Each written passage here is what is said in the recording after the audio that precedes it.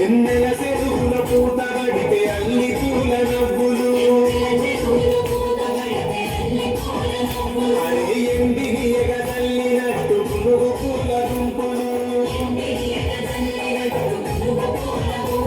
అవి పుట్టగొట్టి చీరలాని బంగారు బొమ్మకు శుద్ధుల బొమ్మ శివుని ముక్కుల బొమ్మ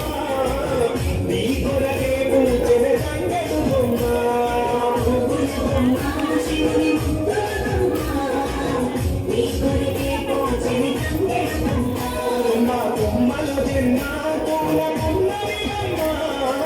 ఎందుకు తరించెనా